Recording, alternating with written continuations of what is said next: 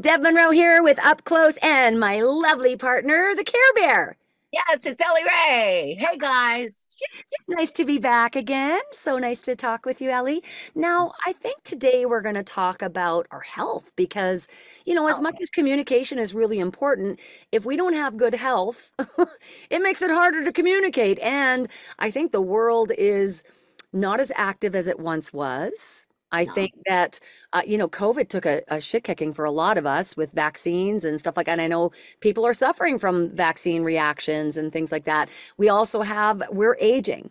So as we age, we're knowing a lot of people who are with heart problems and Oh, you're kidding. liver and cancer. And so as you age, for you young ones out there, be prepared. Your knees are going to go, your hips are going to go. These things will happen. Even for us as voice actors, I mean, I sit a lot, I stand a lot in the studio, but I sit a lot too, and I have sore hips because I'm working on the couch a lot. I get sore knees, and I'm only 54.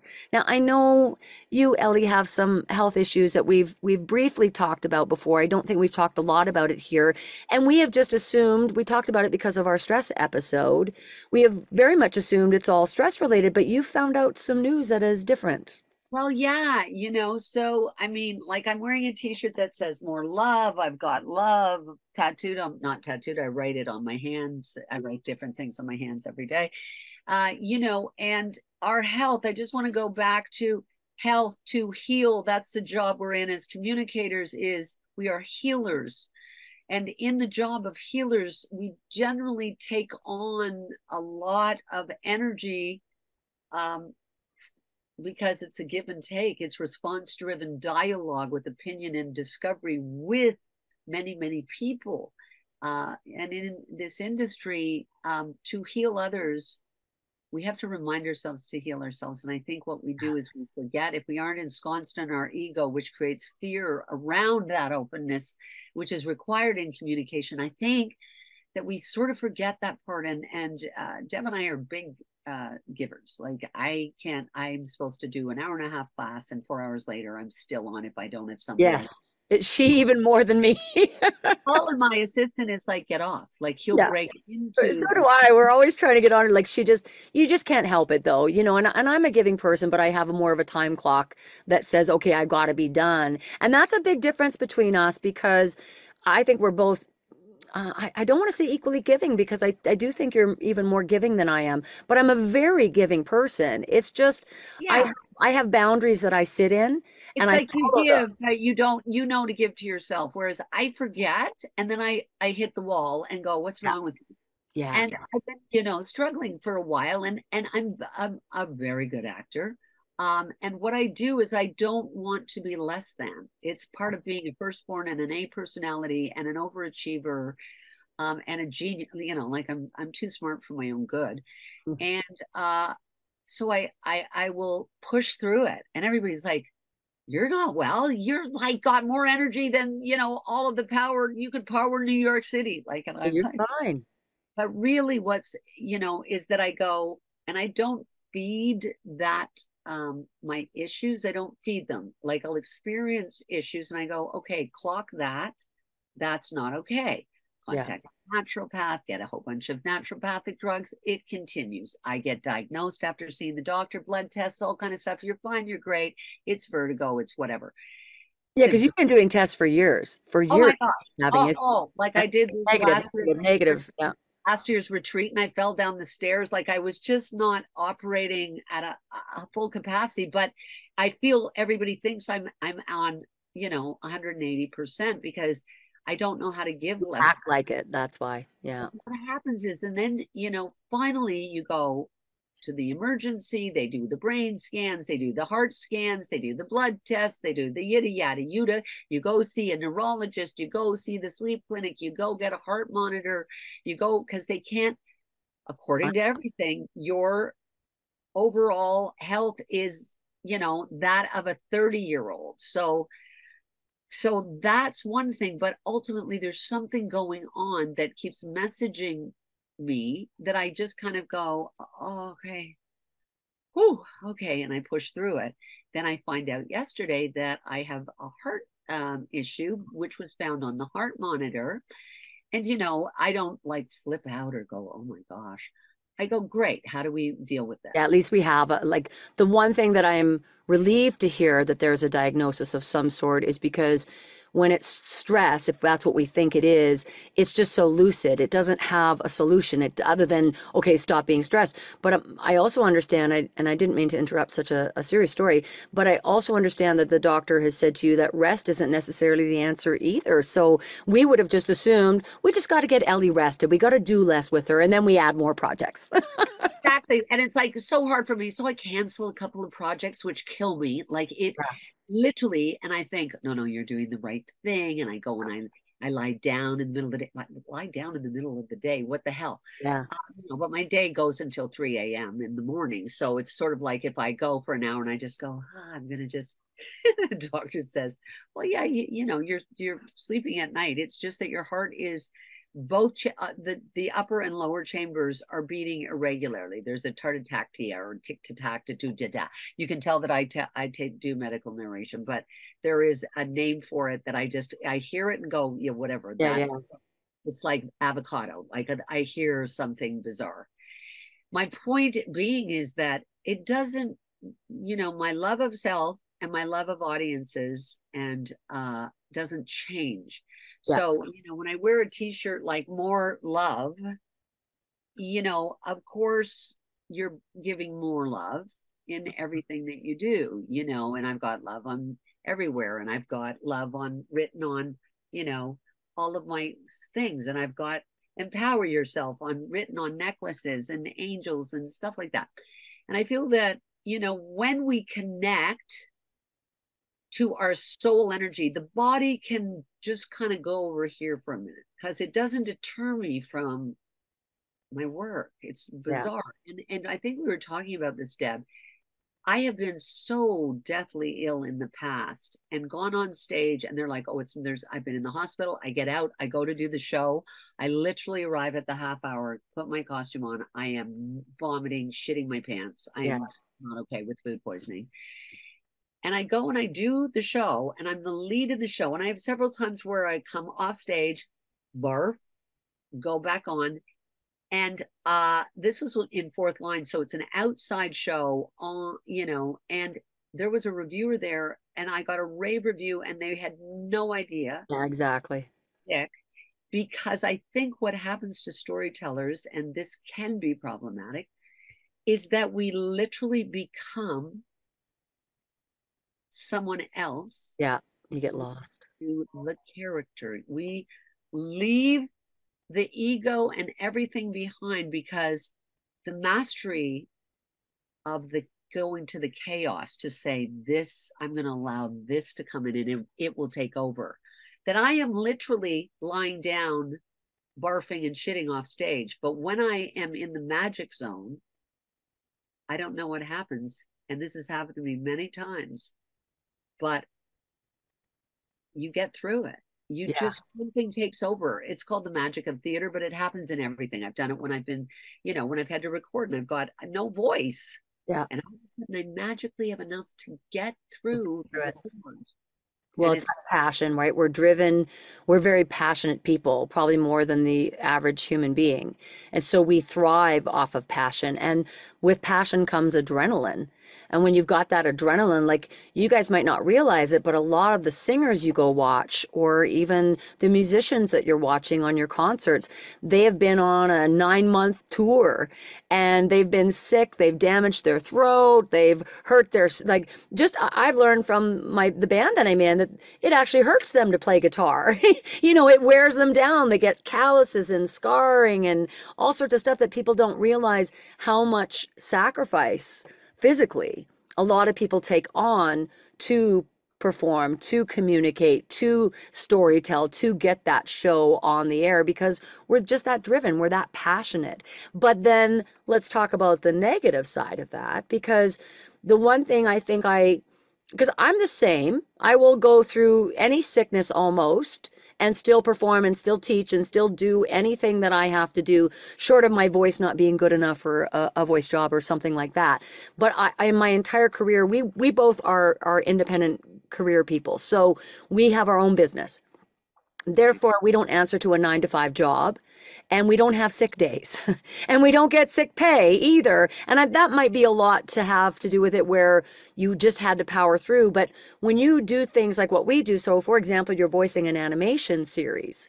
If you are voicing an animation series and you're a lead or one of the main characters, that show needs you. You have to go because there's not just yourself that's going to that session, likely. There's many other people involved in that. So it's very hard for us to just take a sick day. Again, no pay. They're going to replace you if that's the case, or they can't do it without you, which is more likely our situation many times. And so we feel both of us are helpers. So we feel we are not helping the project if we don't show up for it, no matter how ill we might feel. Now, where I differ is I also believe that when I am sick, so I can't voice, let's say, which is very rare. I mean, I think I've called in sick maybe once in my whole career, to be honest. And so that when that happens, I believe in my heart of hearts, it's my body's way of telling me, okay, Deb, I get it. You're an Energizer Bunny. You can go 24/7. I really appreciate that. Good for you. But right now, I need some attention. I need some time. And then I will force myself to shut down. But again, it's so rare. Now, I wonder, is it rare because we're such adrenaline junkies that we live in this high energy? What you guys see here in our passions is us 24/7, like 24/7. So we don't know how to calm down. We don't know how to relax. I know you are the same as I. If I'm watching TV, I'm doing something as well. I'm drawing something, I'm crafting, I'm working on the computer. Unfortunately, there's never a time where I can seem to do just one thing. So I do appreciate the one time that I actually allowed myself to be sick and go, okay, but at the same time, I wasn't feeling so good. So it wasn't an enjoyable relaxation for me at Well, all. no, and you'll get that start. You'll get that scare. Like you'll have a scare, and it's the scare. And it's where you go, okay, you can't overlook that. Yeah, Like exactly. You got to listen. you can go, oh, it's just kind of like flu-like symptoms. Maybe I've got COVID. I'm gonna test. No, I don't. This is dumb. I'm not gonna go to the hospital for that. I'm really not gonna go. And then it persists and it persists, and then you'll have an incident of some kind. Yeah. Generally Or saying, I sand. fell. Oh, I fell down. Uh-oh. And I've got really low blood pressure because I was a long distance runner for 35 years. Like again, I used to push myself even not working. Like Yeah. it's an adrenaline junkie. I've Yeah. done 310 perform like different shows in theater alone, never mind movies and TV, where you have to be up and on. You're not sort of lounging like we're on Zoom now, and it's quite relaxed. In our world in voiceover, everybody's thinks it's a relaxed place. It isn't. It is charged with electricity. Mm-hmm. It is, there's, I was teaching today and I said, there's a huff in everything. There's a wow, they're in everything you do. And yet, energetically, a lot of people don't get that because we're device driven. So Mm-hmm. that doesn't engage that kind of electricity in our body. But when the cortisol can build up from pushing your body, and that can cause damage all the time. And, my heart issues, good Lord, my heart's in great shape because I said I was a long distance runner. My Yeah. heart, my blood pressure is low as all get out. Yeah. And Um, isn't that interesting? We're both very high adrenaline, high energy people, but we both have very low blood pressure. So interesting. You'd think it'd be the other way around when we're so big, but it's the exact opposite. It's very interesting. no, and that, health. What does that mean to heal? To heal, I healeth. It means I think we are unconscious in boundary pushing, and not everybody. In fact, there's a million of my family are all hypochondriacs, and they sit in their dis-ease. And Yeah. let's talk about disease. Dis-ease. I believe that you get, and I've had great debates about this, but I believe that dis-ease is directly correlative to being um, despairing. Manifesting it, right? yes, I believe that we manifest issues in the I agree. heart. Yeah. I can only talk about my heart right now. That's where the issues are, but it's to be looked at and go, what in my heart have I hurt? What has put up, what has, why is my heart beating rapidly? Well, Is and it, again, we'll probably go back to stress because you don't take care of yourself well enough, even though well, you and this, eat, but you are so that busy. can cause dis-ease. And I don't show dis-ease because I show a lot of loving, caring kindness, and a heroism, hopefully, in what I do, because I don't want to be, I don't want to be dissatisfied with anything. Yeah.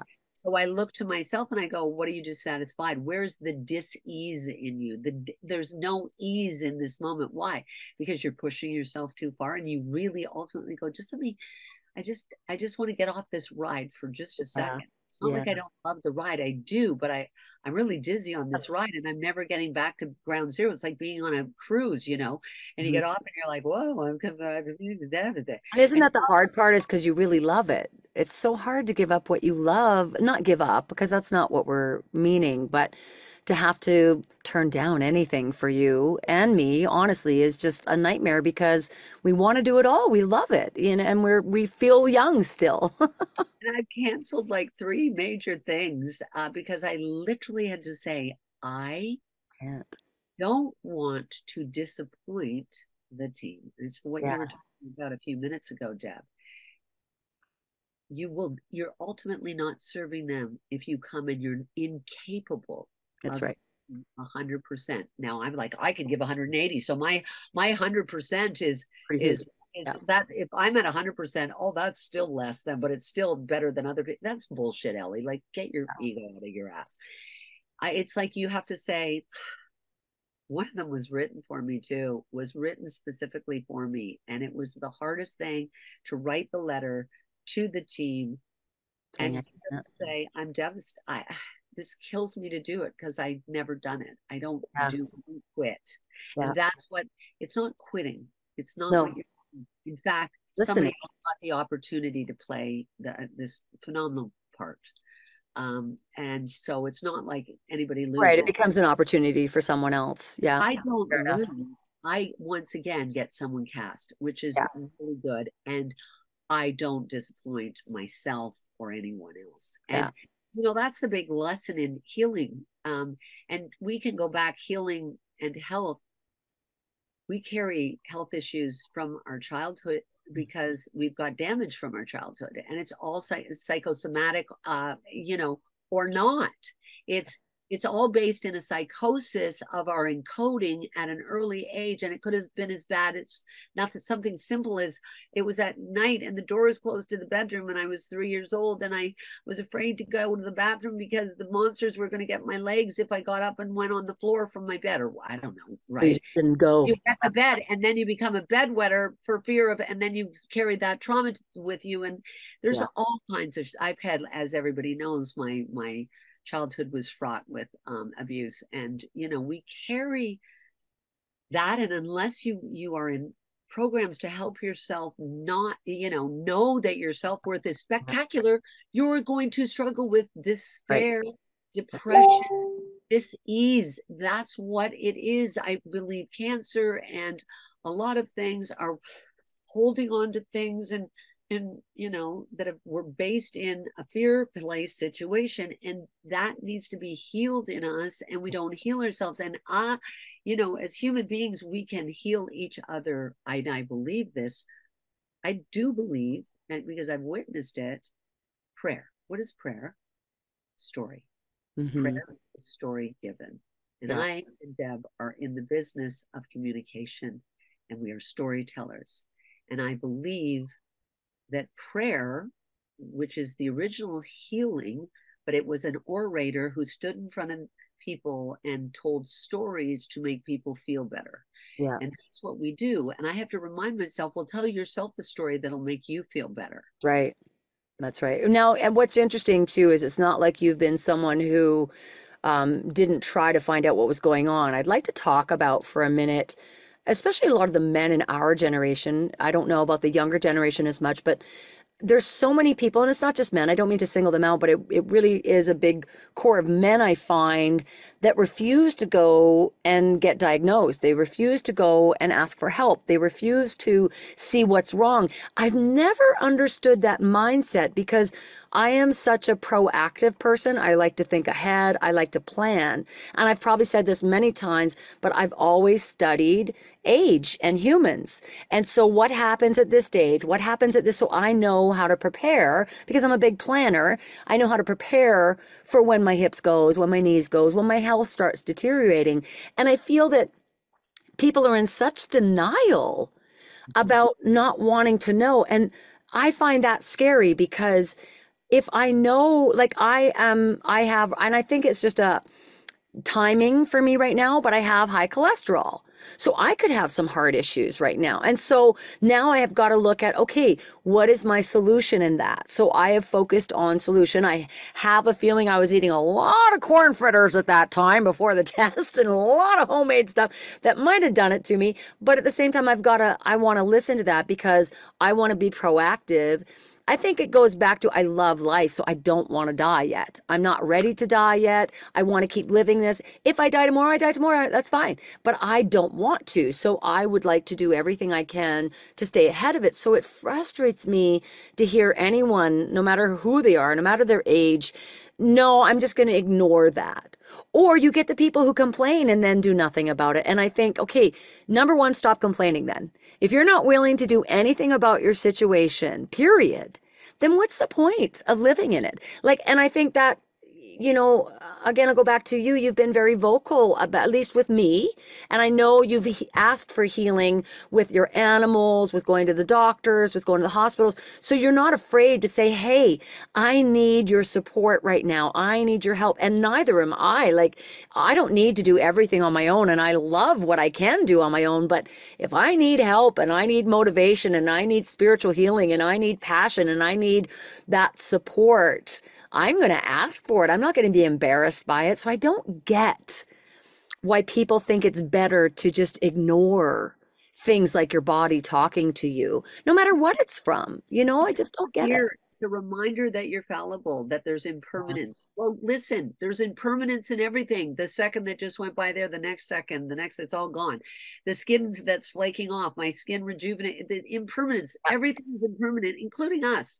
Mm-hmm. And so I think when we feel not well, we want to pretend that we're not feeling it. Yeah. It's sort of like, oh, what is that? What is that? And you don't want to become obsessed the No. other way either. But, my dad's 93 and he hates the doctors. He only started going to the doctors in his last job that they made him have a yearly checkup. And he never went to the doctors. And, if he had not gone to see those people, he would not have had a colonoscopy because he wouldn't have cared. Yeah, exactly. Would not have found the cancer in his colon, and they would not have removed all of it. And he didn't have to go on chemo or anything, but he's the healthiest guy I know. He's going to live to be 1,000, and this is a guy who does not go to the hospital, does not want to, although he's had cataract surgery and he can see perfectly now. Yeah. So it's like somebody says to you, "Oh, well, you should get your cataracts done," and he's like, "Oh, who do I talk? What's that? Who do I talk to?" Well, to contact he lives up in Penetang. He would never do it. Yeah. I'm like, the doctor told you had to drink more water. Because the guy doesn't drink any water. He drinks. And then the ironicness of this is that he's 93. And so many people, they can smoke and they're doing this and they live forever, or they don't follow the rules and they live for, like, it's such a guy drinks rum in his coffee to watch the sunrise every morning at 4:30. If you're doing coffee at my house, you're like, well, what's in the I'm like, Dad, I don't want rum in my coffee. It's good for you. You'll live forever. I'm like, it'll live you forever. Oh, maybe he's right. My mom, now if we were speaking, she'd hate me for saying this, but my mom is very much. My mom has never been a hypochondriac in any way, shape, or form. She has never been living inside of her pains or her sicknesses or anything. So I think indirectly she taught me to just be tough and tough it Yeah. out. You got a cold, get over it, go to the next thing. But now as she's aged and she lives alone and she's I Oh, think a wow. very unhappy person. And she fights the doctors tooth and nail and literally fights them. Like literally has arguments with them saying, no, I don't need this and no, I don't need that. But the conversations with her, which she won't talk to anyone about anymore because she doesn't want advice, is that she's really not well. Like she's not well at all. I am amazed she's still around and she's only 74 or 75 today actually is her birthday. So she's 75 today and she can barely walk up her stairs. She can't breathe. She's got heart issues. She's got lung issues.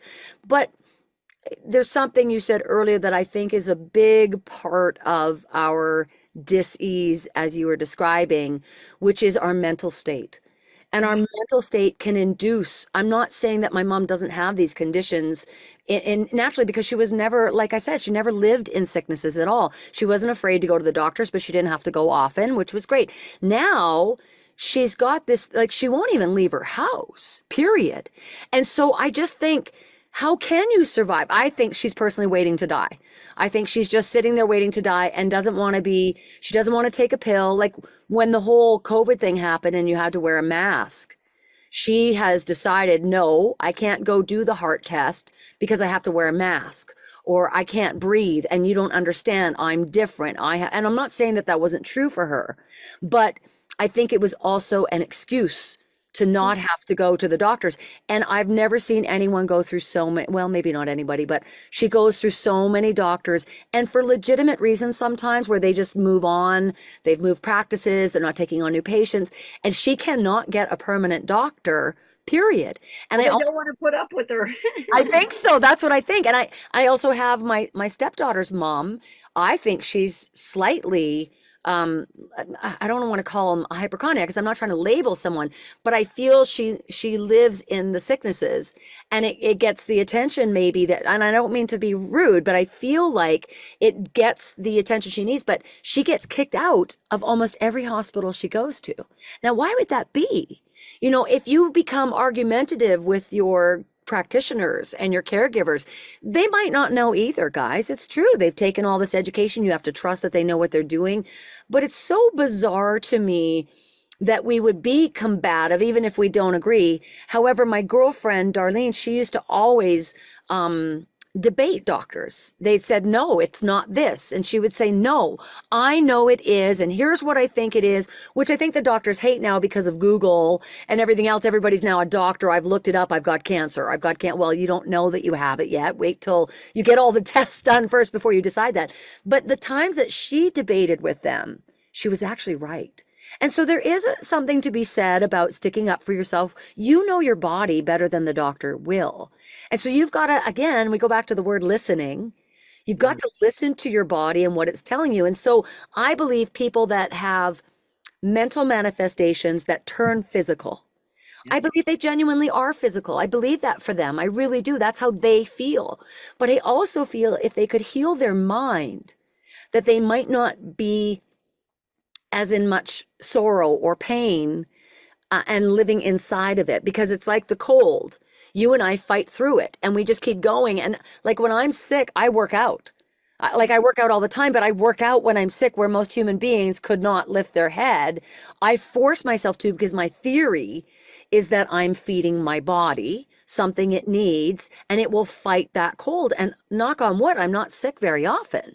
So I do believe that I think we're very correct about the mental manifestation and what it does to us. And why don't we talk about, because we have a lot of students that we work out. We do a lot of life coaching, and we have a lot of students that are so ill that they have to cancel everything in their life, like everything in their life, right? You have a lot of those kind of students, and as do I.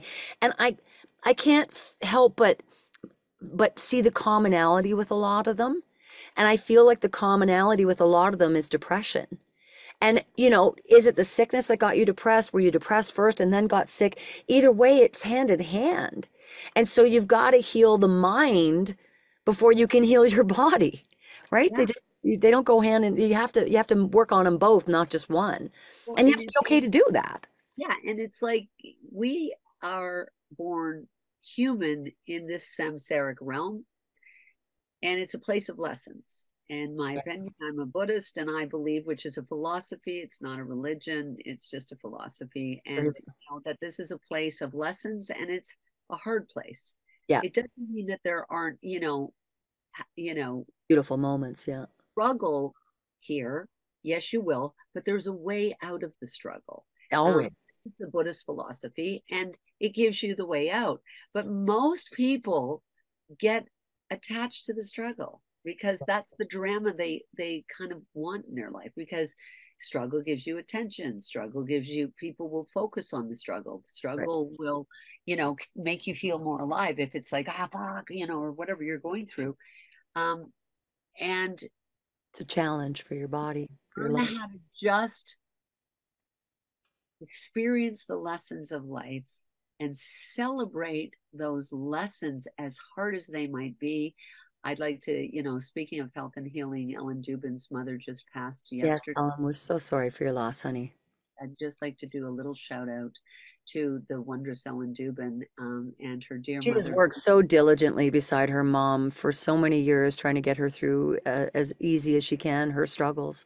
It's been It sad. was, it was just, there is an example of someone who has been caregiving, as I did with my own mother, uh, for 2 years, and it's been about the same for Ellen. And it's never an easy journey. And Yeah, when you're dealing with literally the demise of the energy, the life force of someone, it does a lot to your own. You can't yeah, help but go be taken where you've got one foot following. yeah, Just do, especially if it's a loved one, you travel, and you've yeah, got to be very careful because they need you to be strong and healthy even if they are not. So all of that despair and all of that stuff, because you're scared, cannot be there, and it shouldn't be there for you. yeah. Your I have great caregivers, but I don't like to ask for help. But my husband is a brilliant human being who knows when I'm not Yeah, okay. He just exactly.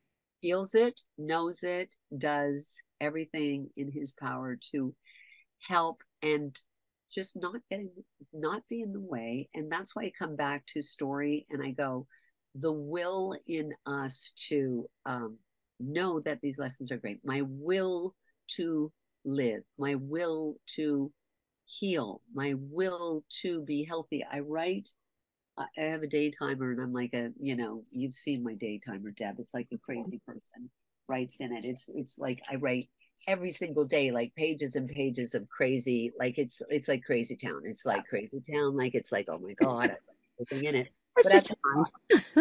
top of everything, I'll write celebration, love, joy, abundance, health, wealth, hope, relaxation, health. I write delight, uh, reach higher, joy, success, health, hope, prosperity. Like every day, I'll remind myself it is within my will to know it.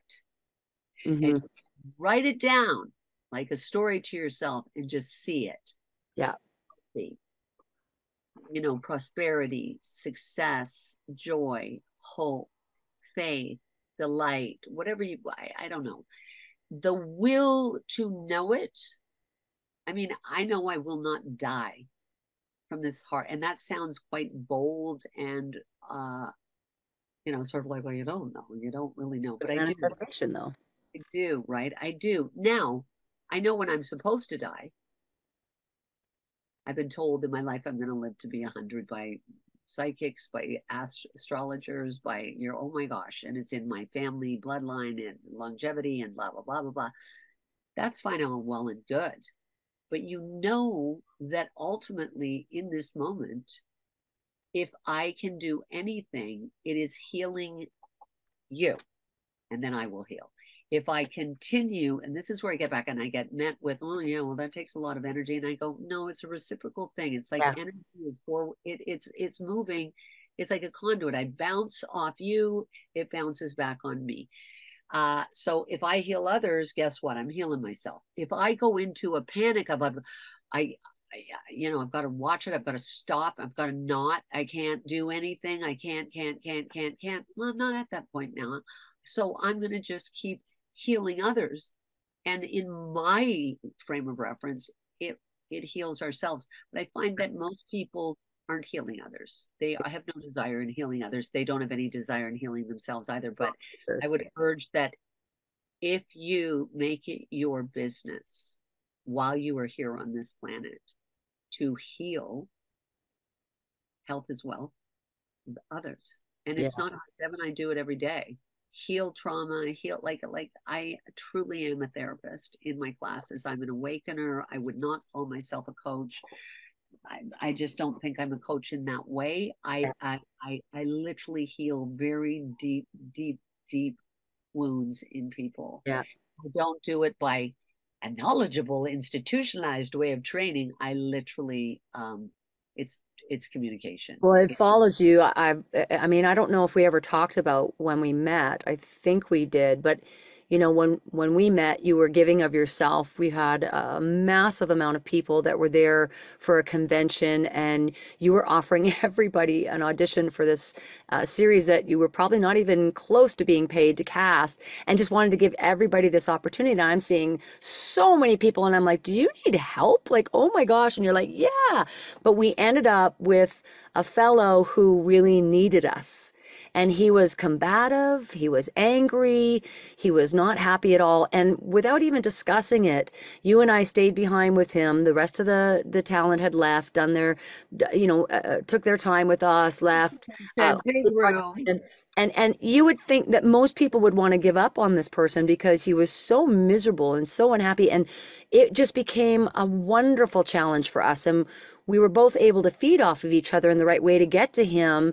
And we turned him around. And I know we did talk about that last time. I think that when I watch you, like, I believe I'm a healer as well, but I believe that we can heal because we see the world differently. We don't see it in the, see, there be a Pete hand. That's how he feeds her, by the way. And I mean, healthy wise, always taking care of her, because she will just go and not ever eat. I'm just saying. And so she needs people to help because she's always giving. And I believe that, again, I think I am too, but there is something about giving to give that is rewarding, and it comes back to you. And I feel like a lot of the people that are maybe unhealthy or not doing well mentally are not, they feel they're not able to help anyone else because they can't help themselves.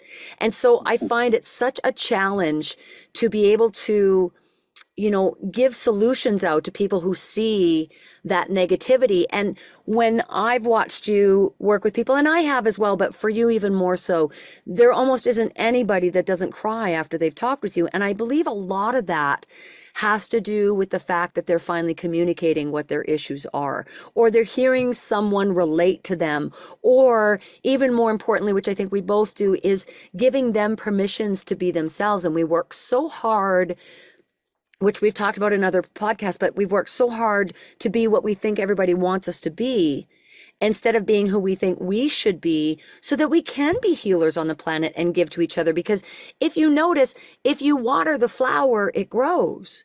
But if you don't water the flower, if it doesn't get the nutrients it needs, it dies. And that is us. We're no different than any plant, than any animal, than anything on the planet that lives.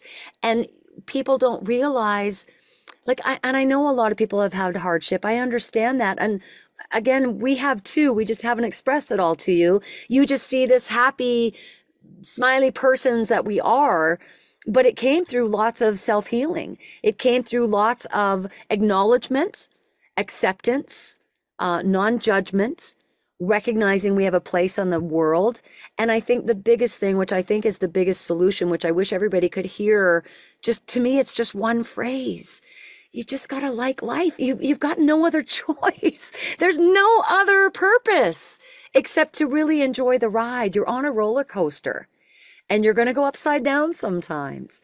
But if you can hang on, you will get to the end of that roller coaster and get to see all that you succeeded and failed at, and celebrate each one of those things. Because as you said, Ellie, and I believe in the Buddhist theories of life because it's very spiritual, and I believe in the gift of life, and I believe that we are all a being, a power of power. And I think energy, which I believe a Buddhist theory is energy, as a cell within a cell within a cell. We're all one big cell. We're one big energy. And so I believe we should all be sharing that. There is no hierarchy. There is no better than, even though we want to strive to be great. It's a shared thing. And if everybody could get that shared experience, they might see what we see. We talked about this last episode about, when we go into places, people are like, wow, I wish everybody was like you, because we make them feel good about themselves by the time we leave. And we don't do that on purpose. It's just who we are. We can't help but give back this beautiful gift that we feel that we've been given. And it's an energy. It is like, when the light is dimmed in you, we just went through an eclipse where the sun was covered and it got very dark. And for those of you who got to see it, it was a rare occurrence. It's not happening again for, I don't know, Here, at least here, yeah. 600 years or something insane like that. Yeah. And it was something to witness. And it's like, the sun is always there, whether there's clouds over the sun or it's eclipsed or whatever. It doesn't go away. Yeah. But it may seem that it's like it's not there. And I Yeah. feel like there's some health issues that are kind of like that, whether it's mental, physical, spiritual, intellectual health, it doesn't matter. I feel that we eclipse ourselves sometimes because we Yeah. allow things to, Eat us up.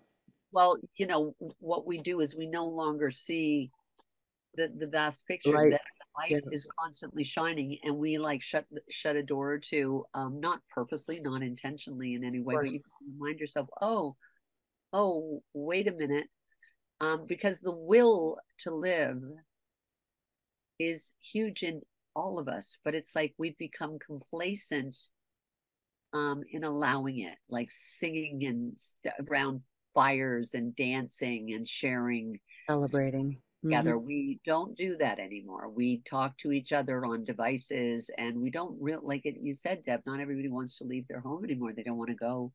And it's become COVID really made it worse. Like, oh my gosh, like I can't believe how much. I mean, I'm seeing a little bit of a reprieve finally where, like in my band, we play in bars and the restaurants were suffering so bad because people were not leaving their home, and then they got comfortable. Everybody got comfortable not doing anything. And if you're happy in your bubble where you're not leaving, awesome, as long as you're happy in it. But if you're staying in that bubble and you're not happy, you need to find a way to motivate yourself to surround yourself, which we've talked about before as well, with people that can feed that energy to you. And that's a big part of it, is the environment that you're absorbing, whether it's work or home or medical or anything, that can induce the negativity, or it can increase the positivity depending on the environment you surround yourself with. And I think a great example is, again, something that you showed me very much with, or is a great example to share, is Shirley. So Ellie has a dog. Ellie has several animals. She's an animal queen, period.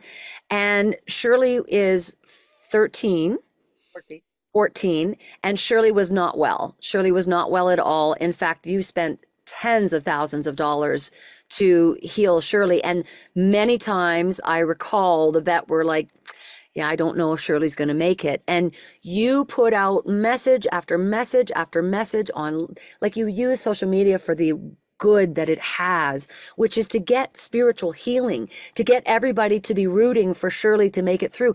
And Shirley is now jumping around and doing her thing. And she survived what I didn't even think she would survive. She looked so unhealthy, and it was so serious, and it wasn't just once, guys. This was several different like times. many. And then John Stanley Little last year, I was at the retreat and I got the call and they said, we can do a video euthanasia of your little chihuahua. And I was like, oh, hell no. I said, Yeah. no, and I couldn't leave the retreat. And I said, can you save this animal tonight? And they said, yes, but it's going to cost $10,000, $15,000. a lot of money. And I said, I don't care. And Yeah. I said, how long can you keep him? Can you keep him alive till I get home? And I said, there's no way that little dog Yeah. is down without me there. There's just no way it's happening. And he goes, yes, he may last, he may last 2 days, he may last a week, he may last a month, he may last 4 months, but he doesn't have 4 months in him. And he lasted 3.5 months after the retreat. And that's a reward, that's a reward for your persistence and your passion and your love. And my friend's dad, he was stage 4 cancer. They said 6 months, that's all he's got left. It's now 5 years later. So as much as your situation might be just the worst demise you can think of, everything is a comparison. Well, and it's so weird Someone's because worse than the you. thing that killed that soul was not his heart. He too had an urine, and they said Regular he's not going heartbeat. to live long. He's going to, so he was on heart medication because he had degenerative heart disease. But that's not what killed him. The Yeah. medication that he was on for his heart medication made his kidneys fail. So Yeah, he literally died of kidney failure, and we didn't know it because he was exactly. doing so well after the retreat. We were so excited. And then, 3.5, he was just kind of, he stopped eating. And I was like, oh, I'm taking him in. And they were like, okay, we have to do some tests. And they said, well, yikes, it's not his heart, it's his kidneys. And to flush his kidneys, it's going to put water, which is going to wreck his heart. So it's like to fix one thing, it's going to cause him trauma. And I just said, no, Yeah. it's what we've had. You're not going to go putting that stuff in him. And I feel like, there's a little bit of that. My mother lived way longer than she just wouldn't die. They were like, this is what we'd call a medical miracle, right? My mother was in a coma. They moved her to palliative care. I go to Toronto General Hospital. She's not in her room. I'm like, where's my mom? And they're like, oh, they didn't tell you they've moved her to palliative care over on the place that I had picked. And I was like, what the hell? I didn't know that was happening today. I get there and she's dying right there. She's in a coma. She's dying. That was from the night before. It all went rant. And they didn't even call me. And I'm like, oh, hell no. And I called the Buddhists. I called a 102-year-old Rinpoche and two of his people in the saffron robes. And this old man shows up where my mom was at palliative care at the Grace Hospital, another place on the 7th floor. And, they're Tibetan Buddhists. They're old monks, man. And they came and they prayed for 2 hours. Like it's hair raising to see and hear. Yeah. And she's in a coma, like she's out, right? And we've got the curtain drawn around her bed. And she shared a room with another woman in palliative care who actually died way before my mom. And bless her. And I'm like, wow, I stayed there 2 hours and he just kept doing it and doing it. I thought, what is happening here? Then they finished and he came and he gave me a little vial of what looked like dirt. He said, put this in water. And I want you to start wetting her lips with this. He said, she's not ready yet. She's not ready. Oh, And I'm like, this was the old, she's not ready. And he was like a Yoda, right? And I'm like, thank you. I paid them for their prayers and their services. And I spent the next 4 hours wetting her lips. And then she literally went, wow. oh my God. And then I was taking straws, where you take a little bit of straw and you put it in her mouth until she was swallowing. Oh my God. And, I then got all of that liquid until it was all done. And she was just like resting, and the nurses would come in and go, what's happening here? And I'm like, oh, I'm just resting with her. And and they're like, well, she's actually doing all right now. She's not in great shape, obviously, but if you need to go home because I had then been there for like all day, and Yeah, of course. you can. So that was at about 3:30 in the morning. And I went home and I showered and I had a bite to eat. And then I went back and it was 7 o'clock in the morning. And all of a sudden, she's sitting there laughing with the doctor. She's talking to all the doctors. She's being all funny. And I'm like, what the hell? And I'm like, hi, Mom. I said, good to see you back. And she's like, hi, sweetie. And the doctor takes me out and he goes, wow, this is what we would call a medical miracle. Like She was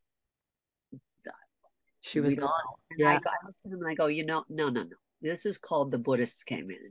Yeah, of course. Well, This it's is people wonder where, I've got a spirituality, but I do believe that when a collective group goes, manifestation. said, so if you want help, reach out and say, Yeah, I need help. your good wishes, even if you're not religious, can you focus? It doesn't cost me anything to focus my energy to help other people heal. And I've done it many, many, many times. And so have you, Deb.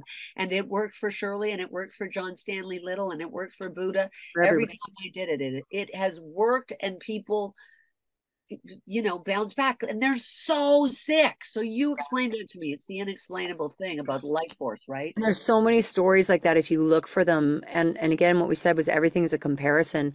One of the things I'd like to suggest or leave as tips for you guys to, because I'm not in your mindset. I don't know what it's like to be miserable about life or to be unhappy in those circumstances. And so one thing I'd like to leave with you is, you know, I think it's important that you observe what you're not doing because, you know, I think we live in the pain instead of the solution, which we've talked about a lot. And there is solution. You just have to see it a little bit differently. You have to maybe just go for one walk around the block. What are you doing to feed your health? Are you eating right? Are you exercising, no matter what your age? Are you feeding your body? Because you'll see in the wild, you'll watch animals, and if they don't take care of themselves, they die. It's as simple as that. Whether it's another animal attacking them, a storm that takes them out, you have to create proper shelters for you. And as I said before, everything is a comparison. So, as miserable as what's going on for you is, you've lost a really close loved one, a child, anything that some of us can't relate to or can, you've got to know that there is someone else who's suffering even more than that, too. And so, you're not alone, first of all. And the more you communicate and ask people for your support, for their love, for their compassion, you will find the world isn't as miserable as a place as you think it is. And there is a lot of miserable out there, for sure there is. But there's also every miserable thing. You see all these people coming together to help. And if we are all one energy, which I truly believe we are, then that energy is going to help heal you. And I'd also like to say, so I'd like to get the same from you, Ellie, just some tips that they can think of how to reverse their mindset. But I'd also like to take a moment to thank our healthcare system, whether it's the doctors, the nurses, the naturopaths, anybody who cares enough to dig into a body and try and repair it. Or like for me, I just get grossed out when there's surgery. I can't watch. I'm done. I'm done. But I think I just bow to them because they want to help you heal. What a beautiful, beautiful person that would get into any kind of healthcare system, whether it's natural or whether it's scientifically from the practical. Just the fact that someone actually, like, it just fascinates me. Someone cut a body up one day and decided, oh, I can just put these two valves back together, or I can just take out this heart and put in another one, or I can, like, that is incredible. And I feel like we were talking about this yesterday. My daughter just graduated from her nursing school. She just did her test yesterday and passed, so she's officially now a nurse. And, she's making $31 an hour. And my husband is a pilot, or another guy is a sports artist, or a famous actor, and they're making millions of dollars. Oh, we should be ashamed.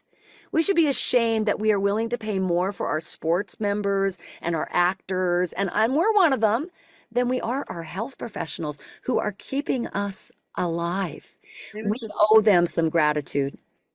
Well, I agree. And it's like holistic living is, you can't put a price tag on it. And I get it. And our whole system is based on capitalism, and we know what sells. We know that. So healing, why do you think the government is now monetizing and taking control of all the homeopathic medication? Because they realized that people were going there and they've got to control it. So, when we Wants a know piece it's of the pie, unfortunately. Yep.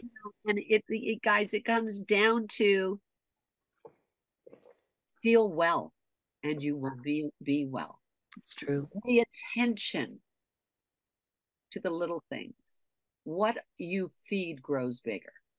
So if That's you right. feed your despair, it's going to get big, grow and get darker, and you're going to move away and pull away and go into a world where you're no longer there. I understand what despair is. I've had 3 nervous breakdowns. Trust me, I know what depression is. Um, but you feed it, you get lost in it, and it just becomes your be all and end all, and it becomes your life. So, my suggestion would be to feed yourself light, Yeah. celebrate, hope, love. And if you can't find a way to do that, just go feed the birds in the park. Go sit where the children are playing. Go look at the gardens that are all springing up right now. It doesn't cost you anything. You don't have to spend money to go to, bars and Yeah. all of that. You can find it all around. The celebration of life is teeming everywhere. We miss it, and it's like Deb said, we become very insular. We become very homebound. Um, COVID is still a threat. It's still Yeah. kind of veiled, and we're like, It's screw there. you, COVID. Like, but it's all of that stuff. Don't think that wasn't imprinted on us, all of us with masks and washing our hands and not going anywhere for the fear of this There to see tragic. one. Not even Guess what? That one. becomes a real thing when you give it power. It Yeah. becomes, or you give celebration of life power. And do I seem sick to you? I don't know. I might, but I don't think I do seem No. sick to people. I No. go and I celebrate life every single day. I find things to love, Yeah. and I'm very conscious of the things that love me, and I don't lose sight of it. And I give thanks all over the place and recognize that, I always give a dedication to creative expression to those who may not be doing well. Yeah.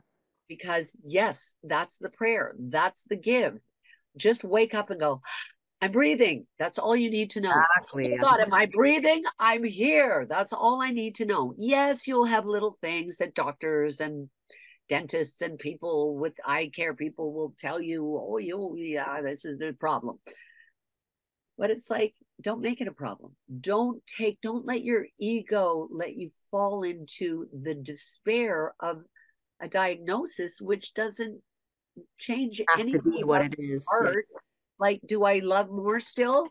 Yes, I would rather love more than go, oh, I got heart issues. Yep. You know what I'm saying? So Exactly. we are in control of how we feel, That's right. sick or not. I'm sick and I feel fabulous. Yeah. I love being here. I love my life. There's nothing that I would change in a million years. Do I wish I was not as dizzy sometimes? Yeah, but does it take? I've got my legs and arms and eyes and ears, and like I've got things. I'm like, really? I'm not going to complain about anything. Yeah. I like watching, so you talked about your own backyard, and one of the things I love to do is, kids are scared of bugs, and I find all life fascinating, much like you do. And Yeah. so I love the bees. I love the worms. I love the ants. I might not want them in my house, but I love them all. And I watch them. Instead of having fear of them, I watch them with absolute awe. Like, look at how the ants all form together and carry this massive thing that is 50 times their weight, Yeah. or watching the wolves survive, or the dogs, or the bees, even the mosquitoes, believe it or not. As much as I don't love getting bit by a mosquito, they have purpose. There's a purpose for everything. And if you could find what that purpose is for you, which is just to breathe and just to appreciate that even if it's a box that you live in, you've got a box. There's a lot of people that don't have homes, that don't have a place to go, that have no family, that have no friends. And we just want to be there for those people. We want to be a soundboard for them to see light in, because that's how we see it. So please absorb yourself around those that can help you dissipate that darkness a little bit, so you can at least see a speck of light, because that speck of light will save you and change your world if you could just see it. And there's hell in health, right? Like, let's just hear the word health, True. health, but heal it.